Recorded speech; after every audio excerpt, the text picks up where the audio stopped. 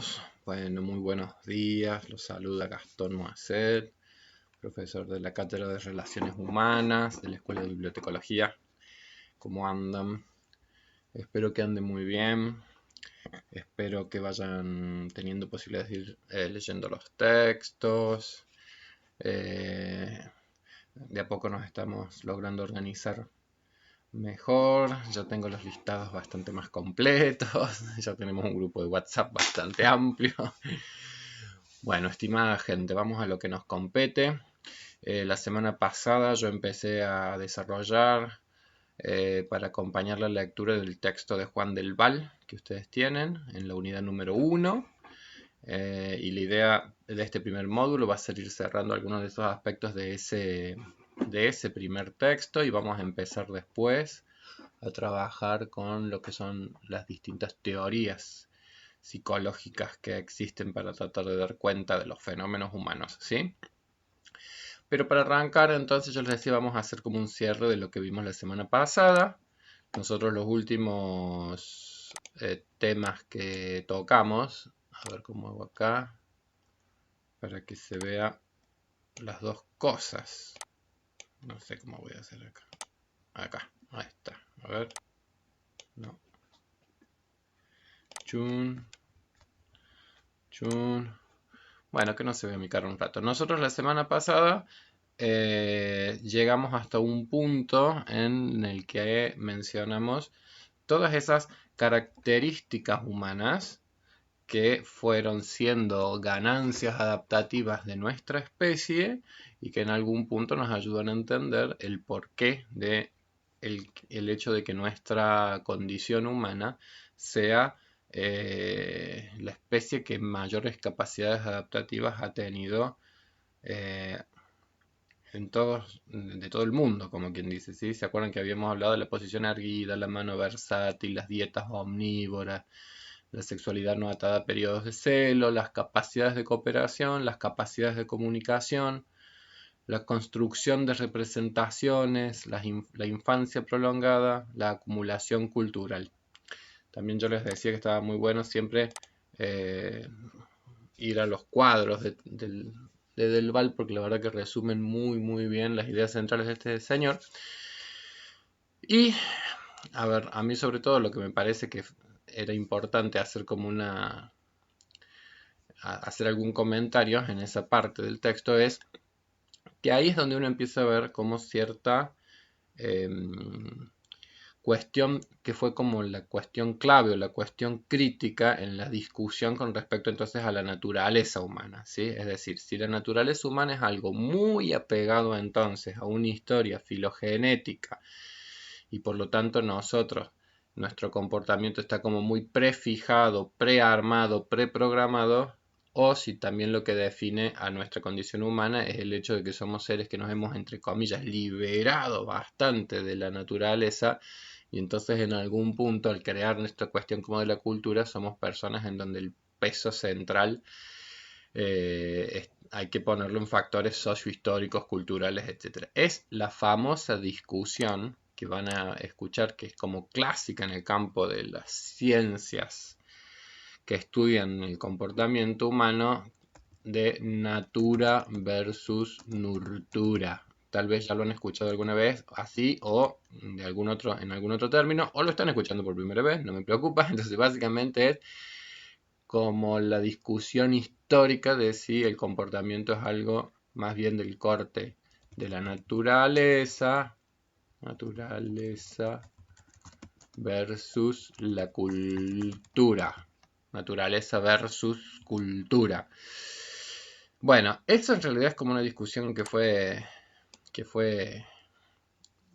histórica, ¿sí? Y que ha atravesado mucho el modo de pensamiento en los campos a medida que se fueron constituyendo. Por poner un ejemplo, ¿sí? Yo les voy a dar el ejemplo como prototípico. Si nosotros pensáramos en la inteligencia humana, ¿sí? Por poner un ejemplo, si pensáramos en el concepto de la inteligencia. Bueno, muchísimas discusiones se dieron al interior de los estudiosos de pensar, sí, los seres humanos más inteligentes son los que tienen mejores genes. Entonces uno nace ya por cuestiones como de definición genética con más inteligencia y otros fulanos nacen con menos inteligencia. ¿Ven? Entonces, si uno escuchase aseveraciones de esa naturaleza, ¿sí? Por detrás seguramente es que hay ideas de base de que la inteligencia sería más bien algo innato, algo definido más por cuestiones que son como del orden de la naturaleza, la genética que trajiste, una cuestión como de herencias, etcétera, etcétera.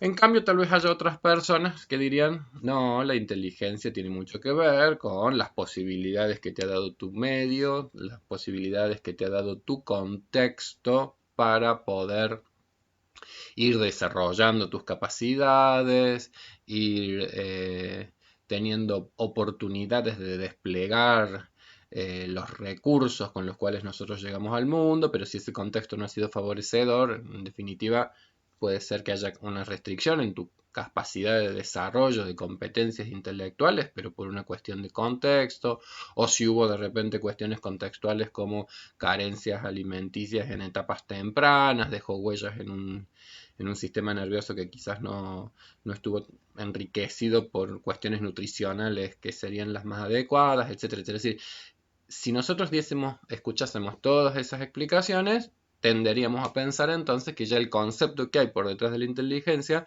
no sería pensado como algo ligado a la genética y el legado y la naturaleza, sino que lo pensaríamos más bien como una cuestión más ligada a fenómenos sociales, culturales, históricos, y eso es en términos de esta polaridad que van a escuchar, o tal vez no escuchen en algún lado de esto, lo de lo innato versus lo adquirido. ¿Se comprende?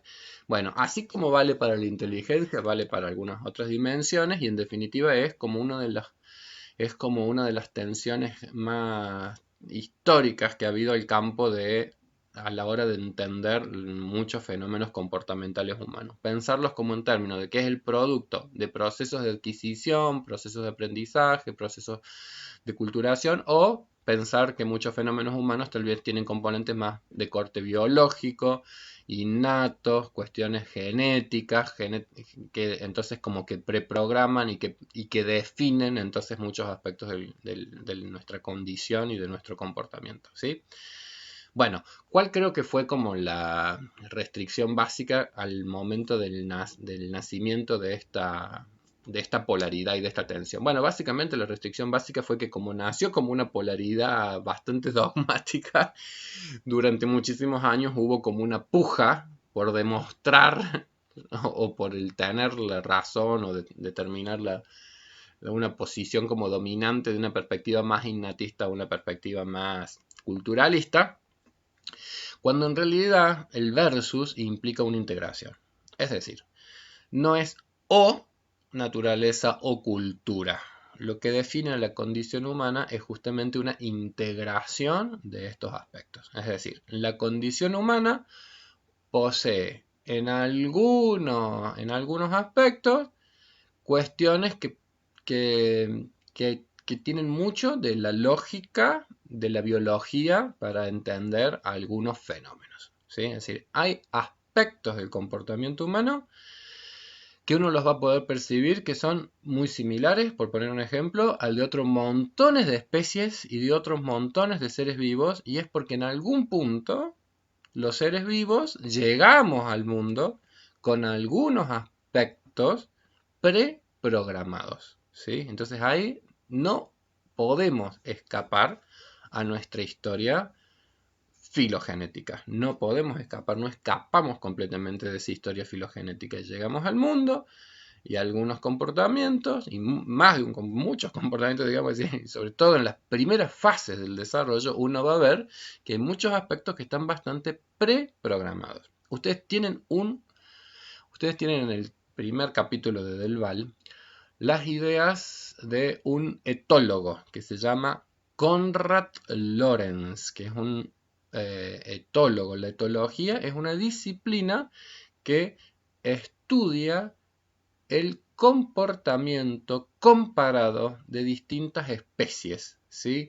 Entonces, así como la transmisión de genes puede hacer que uno pueda empezar a estudiar, a ver el parentesco entre una especie y otra a partir de ciertos rasgos físicos que los asemejan, Konrad Lorenz decía, bueno, también podríamos estudiar patrones comportamentales para poder ver en qué medida las especies están más cercanas, están más lejanas, son más parecidas o distintas.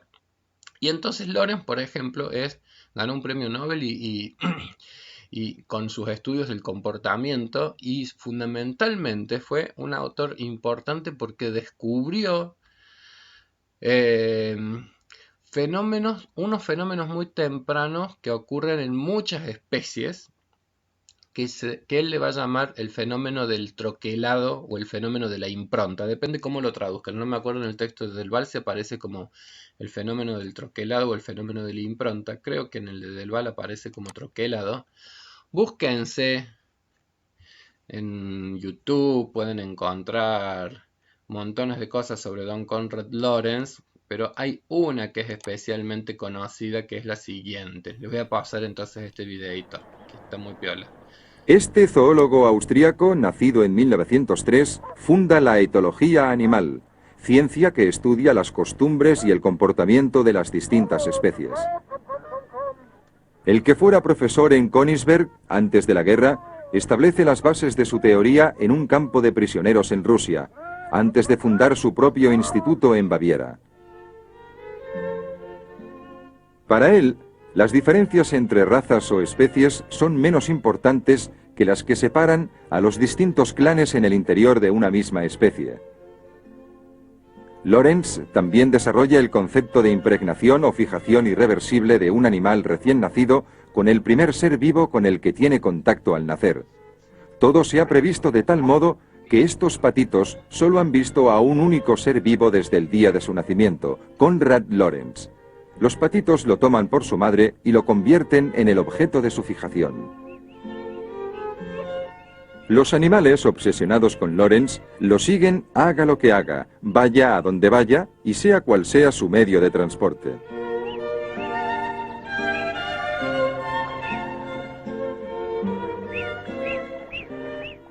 Estos curiosos paseos a la cabeza de su curiosa familia le valdrán a Konrad Lorenz el Premio Nobel de Fisiología y Medicina en 1973.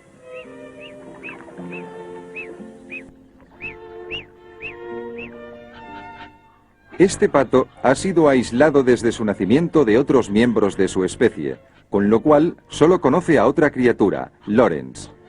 El genio se convierte desde el principio en el único objeto de su atención.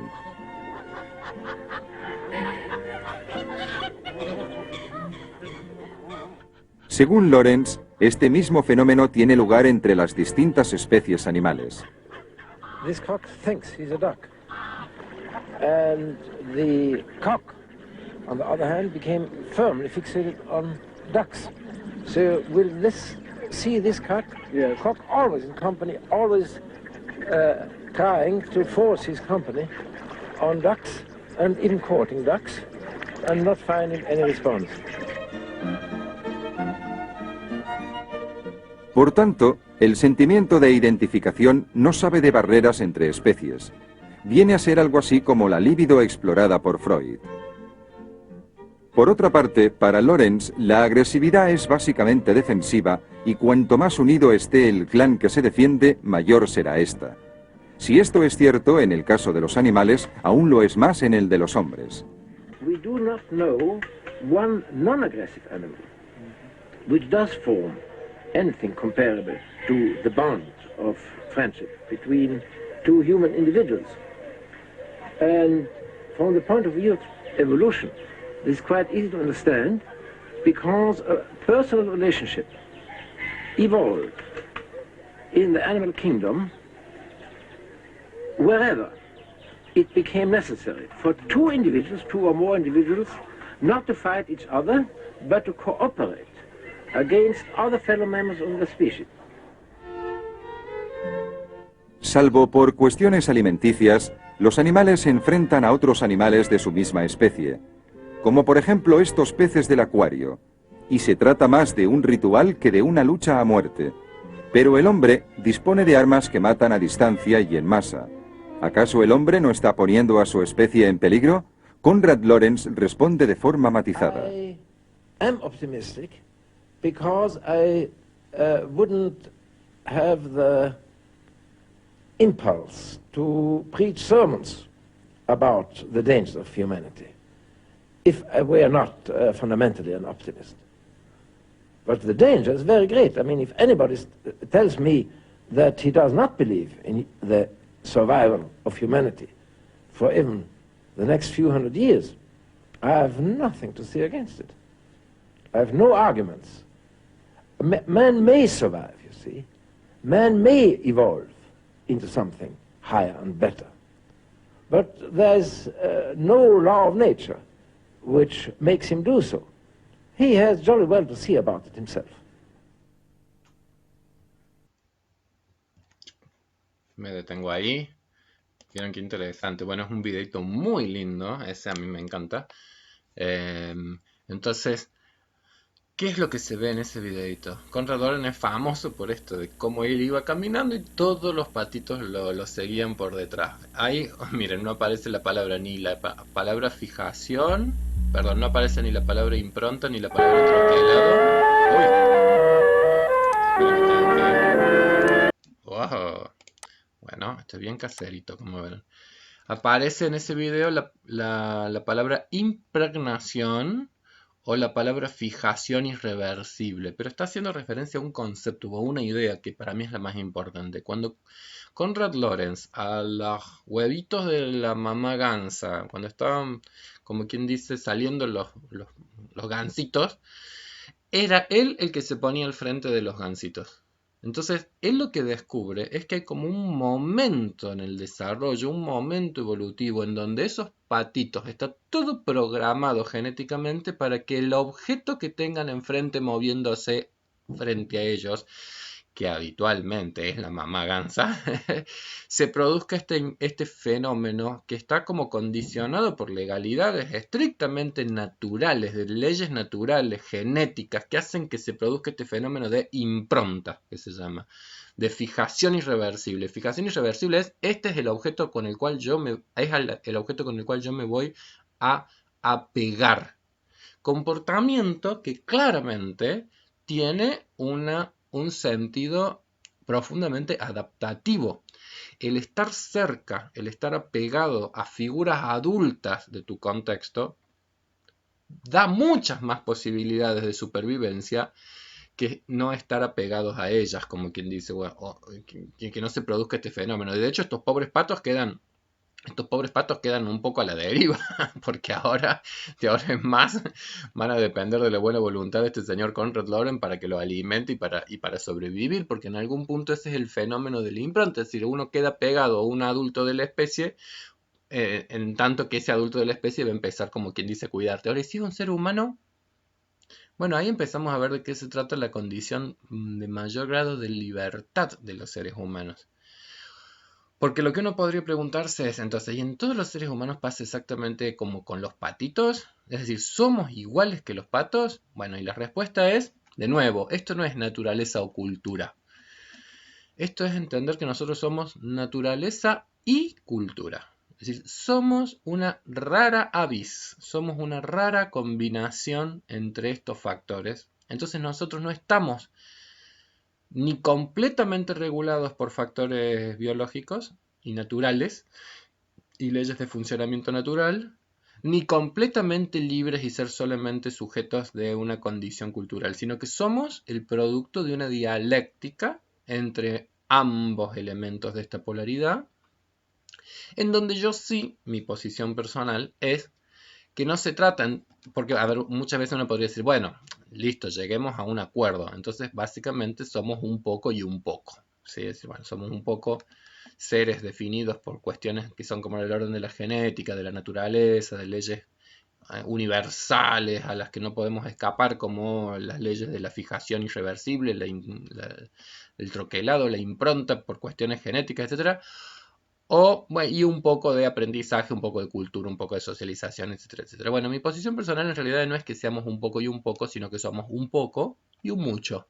¿Sí? Es decir, un poco, efectivamente, de aspectos que están muy ligados a las cuestiones de las legalidades biológicas naturales, en tanto que seres vivos como otros montones de seres vivos, y un mucho mucho de factores sociohistóricos, políticos, económicos, es decir, mucho estamos definidos por aspectos que son de la condición sociohistórica, económica, política, cultural, etc. Todos esos factores que están muchísimo más ligados al mundo de la cultura, que van a incidir muchísimo a la hora de ir definiéndonos quiénes somos cada uno de nosotros.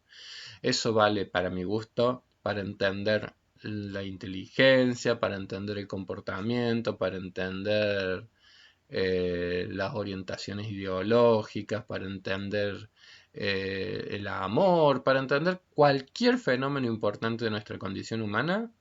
Creo que hay que tener en mente esos dos aspectos. Sí, un poco de predisposiciones naturales, un muchísimo de experiencias socializadoras, culturales, que nos definen enormemente, ¿sí? Fíjense que en el mismo video de Konrad Lorenz, para mi gusto es muy interesante lo que él dice, porque digo, en definitiva ahí es como que la clave es poder preguntarnos qué tan libres somos los seres humanos, ¿sí? Es decir, qué tan libres somos, porque si lo que caracteriza las leyes de la naturaleza es que justamente lo que hacen es preprogramar el comportamiento. Entonces uno podría decir, el comportamiento de la gran mayoría de los animales es un comportamiento que está predeterminado. Las tortuguitas, ¿se acuerdan que decíamos en la clase pasada las tortuguitas que la mamá deja en la playa? Entonces salen las tortuguitas y se van hacia el agua, ¿sí?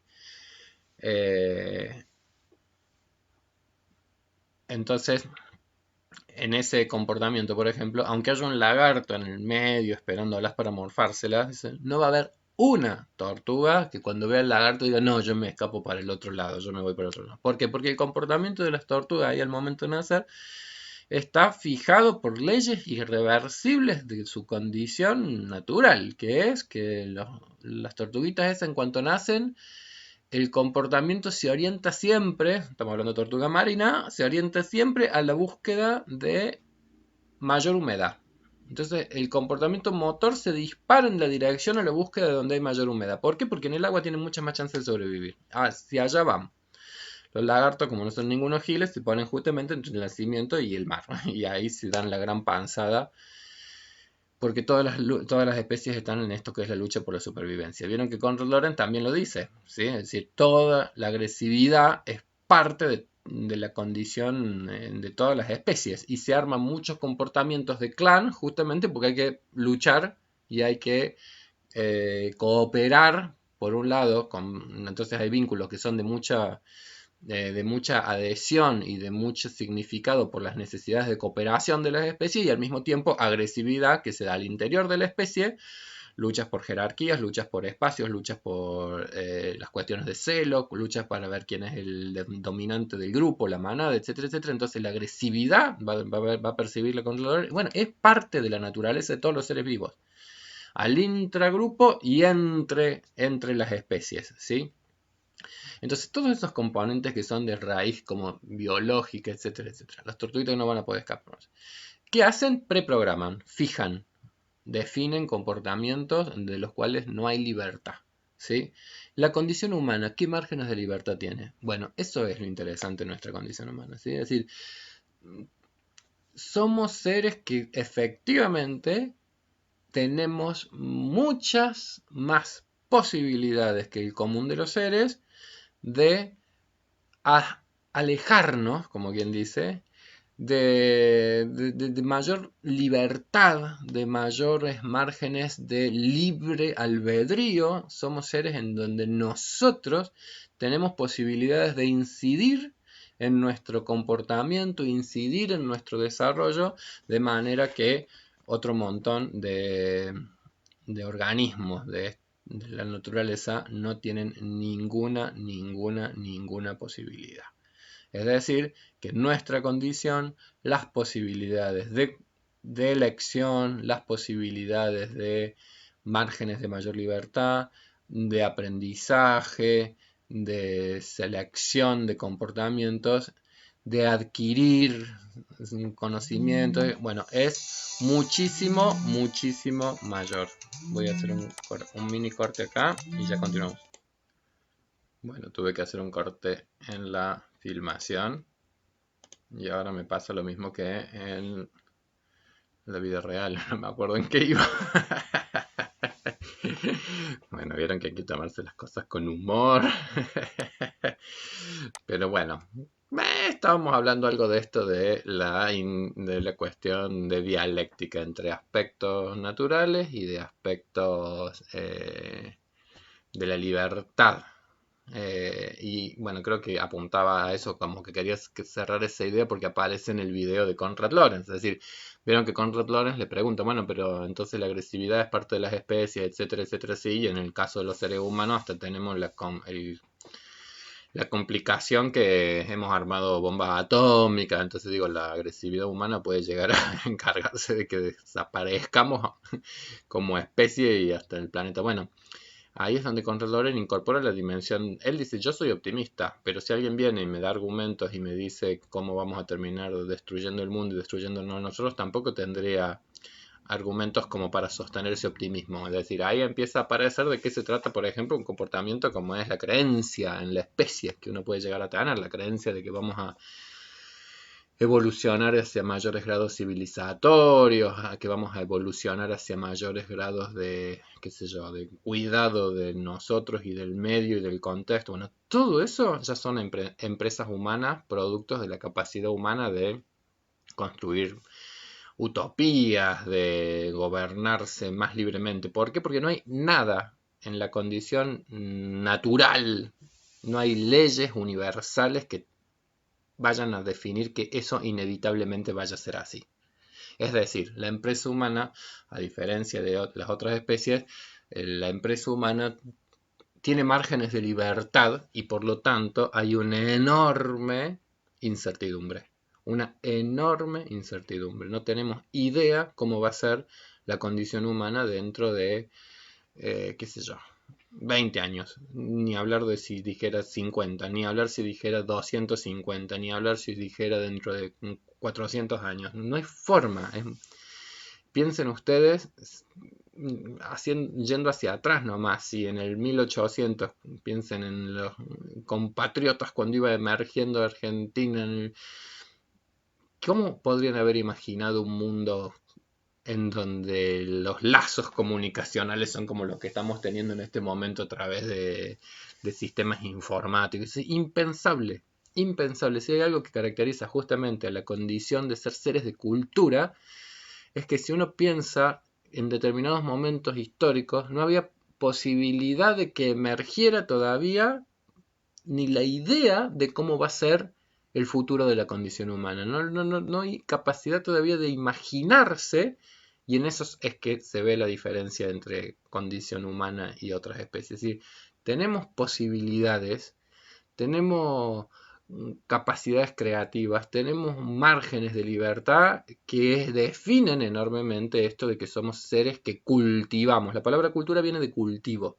¿sí? Es decir, porque la cultura justamente arranca también en momentos históricos en donde los seres humanos son capaces de empezar a tener cierto dominio de la naturaleza, ¿se comprende? Entonces la cultura, el cultivo, tiene que ver con el dominio de ciertos aspectos naturales. Ahora, ¿eso quiere decir que desaparezca completamente la impronta natural? No es que desaparece, se integra de modo tal que hay un poco y hay un mucho.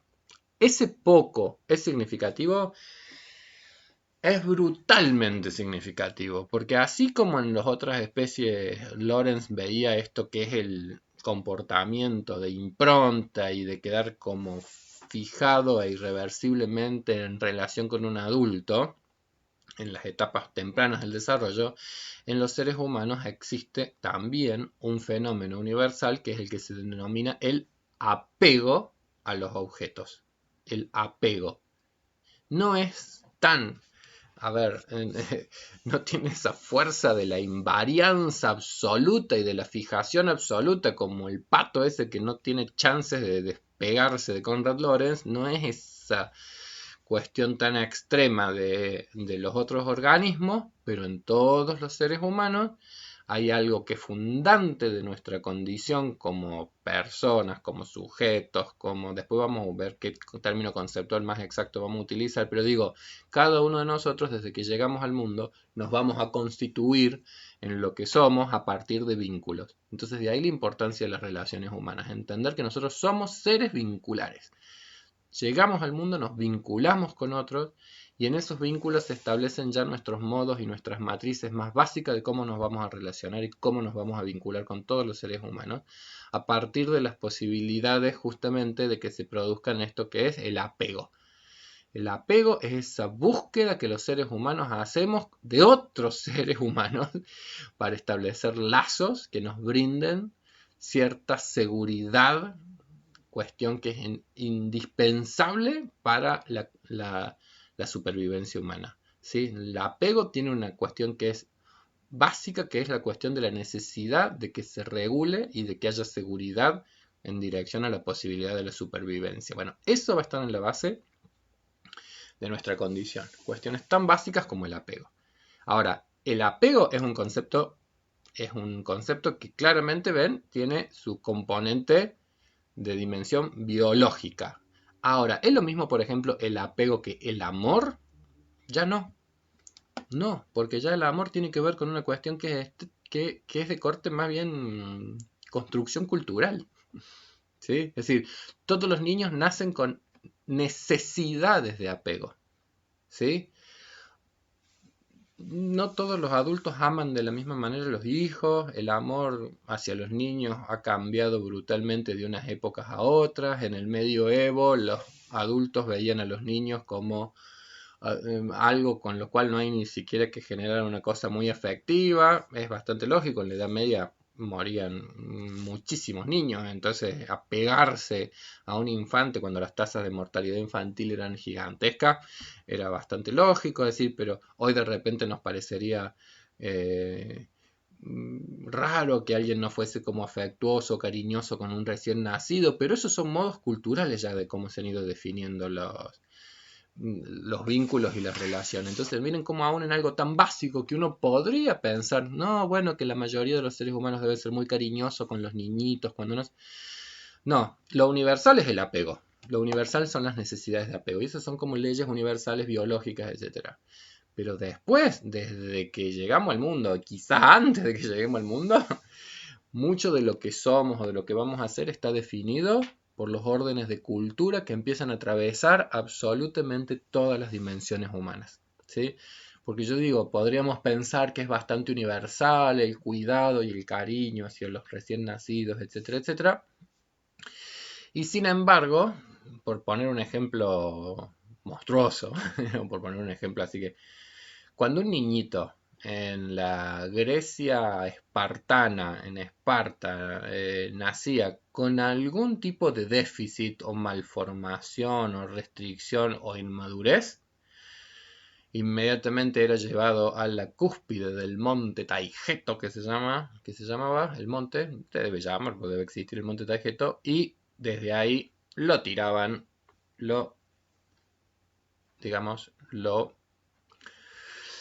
ven qué difícil que es usar esta palabra, si bueno, lo mataban o lo entregaban a los dioses, yo no sé qué, pero era un ritual de la época y era algo que en esa cultura era lo que se realizaba sin ningún tipo de prurito ético, porque era una cultura profundamente guerrera, en donde los recursos eran escasos y los recursos no se iban a dedicar a tratar de conservar con vida a una persona que iba a ser un lastre para una comunidad guerrera.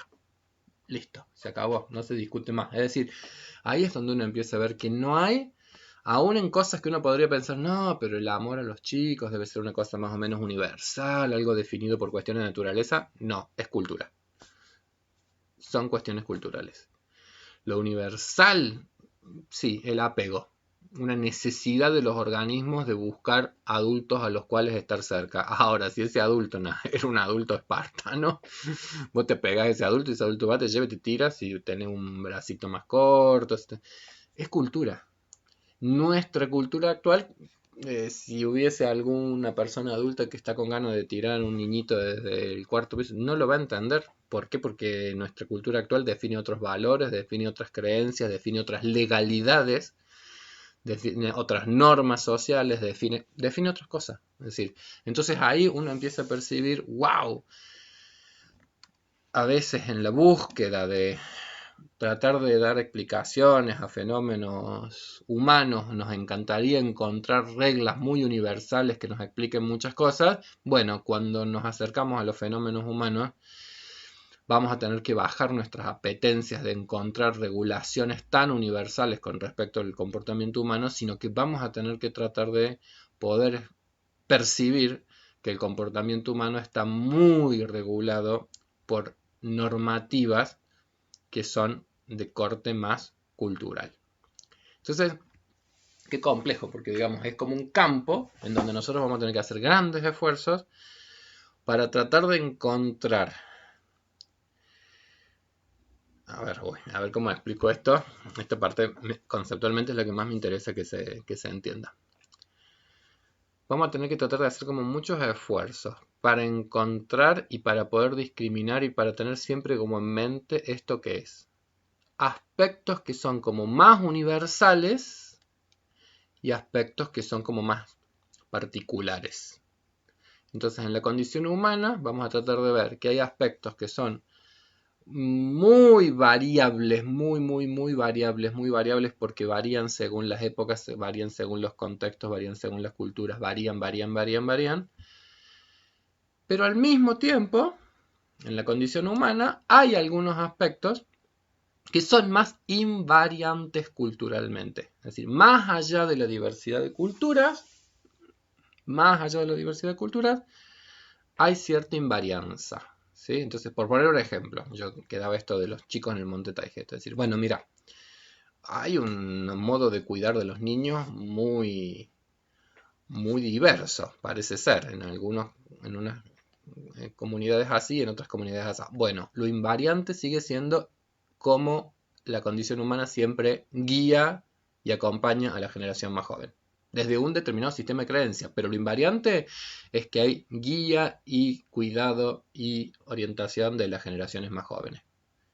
Y eso es una invariante cultural, es decir, todas las culturas educan, todos los sistemas culturales generan sociedades en donde hay toda una tarea de transmisión intergeneracional de determinados saberes de la comunidad cultural ética en la cual uno participa, aunque el modo de guiar y acompañar a las generaciones más jóvenes sean así, con sistemas de creencia que pueden llevar a comportamientos que desde nuestra perspectiva cultural actual diríamos, oh, qué monstruoso. Bueno, relativismo cultural, pero invariante, cuestiones que son del orden del cuidado intergeneracional, ¿sí? O cuestiones como el amor y la intimidad. Es decir, sí, en otras épocas la seducción o el galanteo era andando en auto, pasando por el frente de una señorita a la que querías conquistar, haciendo las pasaditas que me contaba mi abuela, que eran en sus épocas los modos en que los muchachos las trataban de seducir. Bueno, y hoy tal vez es el me gusta en una foto de Facebook o me clavó el visto en el Instagram, qué sé yo, no sé, han cambiado los modos. Ahora, habrá algo más invariante y pareciera ser que un invariante de época tiene que ver con el orden de qué sé yo, hay aspectos del orden de la seducción, aspectos del orden de la búsqueda amorosa, aspectos como el mismo erotismo, digamos, es decir, aspectos que tienen que ver con la excitabilidad sexual. Bueno, eso parece ser que es más universal, acá y en la China, hoy y hace 2000 años atrás. Bueno, en la condición humana, nosotros para tener una visión completa de ella, nos vamos a tratar como siempre de preguntar por esos dos aspectos. Aspectos que son del orden de la naturaleza y aspectos que son del orden de la cultura. Entonces, por ejemplo, vuelvo a la idea de la inteligencia. Igual, es decir, nuestro comportamiento intelectual tiene que ver con aspectos que son del orden de lo biológico, con aspectos que son del orden quizás genético. Vendremos tal vez con algunas predisposiciones qué sé yo, más hacia tal vez la música, u otros más hacia las actividades físicas, otros más hacia las cuestiones matemáticas, otros más hacia cuestiones... Miren, probablemente algún tipo de predisposición debe haber, porque uno también lo percibe, es decir, es como el ejemplo clásico de Mozart, es decir, había algo innato en este fulano, había algo innato que realmente hacía que en él fluyese y que hubiese una capacidad. Seguramente hay algún tipo de predisposición también biológica a muchos comportamientos humanos. Ahora, si no hubiesen nacido en Viena, no nace en Viena, nace en Salzburgo, Mozart. Bueno, no hubiesen nacido en el contexto de una familia en donde el padre era músico, en donde no sé qué decir, hubiera también desarrollado las capacidades que desarrolló, ¿no es más bien un fenómeno adquirido? Bueno, de nuevo, son discusiones que por ahí pueden ser estúpidas. Hay un poco y hay un poco. Pero bueno, habrá que después distinguir, efectivamente, cuando ya trabajemos más en profundidad algunos aspectos, bueno, hay un poco y hay un poco, pero ¿cuál es el peso específico de algunos de estos elementos en algunos factores o cuáles son el peso específico en algunos comportamientos o en algunos aspectos ligados después también a lo que es el desarrollo a lo largo de la vida, ¿sí? Bien, pero dicho esto, tengamos en mente que ese es un poco lo que Sabater lo que Delval nos está tratando como de ayudar a comprender en estos textos, ¿sí? Capacidades de la condición humana, pero vamos a tener que tener siempre en mente eso, la inmadurez, la plasticidad, es decir, nosotros ya no llegamos tan preprogramados como otras especies, sino que venimos inmadurez y plasticidad, venimos como quien dice con necesidades de aprender prácticamente todas las cosas, venimos con muy pocas preprogramaciones y eso es lo que da márgenes a la libertad y eso es lo que da que no estemos sujetos a leyes universales, sino, es decir, en algunos aspectos sí, pero en otros aspectos nuestro comportamiento va a tener muchísimos más márgenes de libertad y acá me gusta cuando, bueno, ahí están todas las cuestiones de Darwin, etcétera, etcétera, pero hay un apartadito, ¿ven? Cuando habla de las necesidades básicas, ahí es donde va a poner el foco en lo que compartimos con otro montón de especies. Jerarquía social, bueno, pero cuando llega a esto, el esfuerzo de crecer, la cara oculta del desarrollo, esa partecita a mí me parece que es muy importante porque en esa parte del texto es donde él va a ser crítico de cierta mirada simplista que la impronta más biologicista ayudó a generar en relación a cómo es que se produce el desarrollo humano, ¿sí? Es decir, la impronta biologicista, al poner tanto el foco en los aspectos más genéticos, como que colaboró a construir una mirada muy maduracionista de los seres humanos. Cuando digo maduracionista me refiero a que, bueno, llegamos al mundo y por una cuestión madurativa, como una plantita, se va a ir produciendo un despliegue de las partes, de las hojitas, de las flores, va a salir la frutita, así, como que el desarrollo humano fuese algo muy natural, entre comillas, y entonces que el desarrollo intelectual o que el desarrollo de nuestras capacidades sería más un despliegue que un esfuerzo.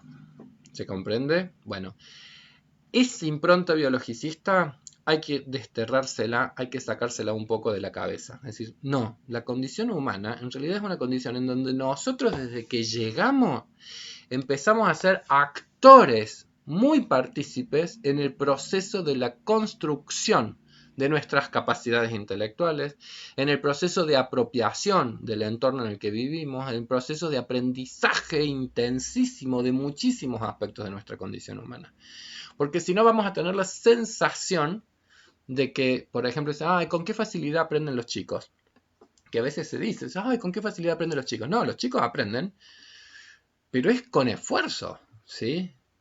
Yo cuando era chico aprendía tan fácil algunas cosas, con qué facilidad memorizaba. Nunca ha sido fácil las cosas, siempre han sido con mucho esfuerzo. Está la predisposición biológica para el aprendizaje, por ejemplo, sí, pero cuando hemos sido chicos hemos estado un año para bolita, bolita, palito, bolita, palito, para un año de entrenamiento intenso para llegar, por ejemplo, a un fenómeno como lo de la lectoescritura.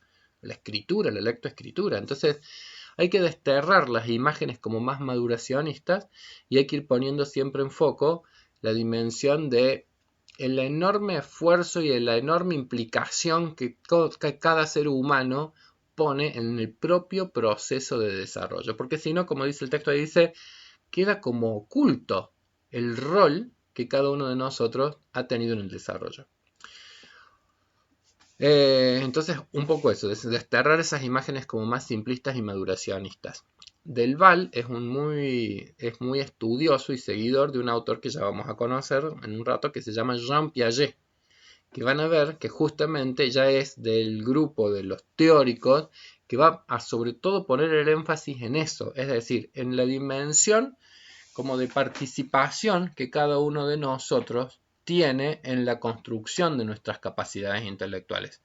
Como cada uno de nosotros empieza a ser un actor central en la dirección de su propio proceso de desarrollo, ¿sí? Bueno, estimada gente,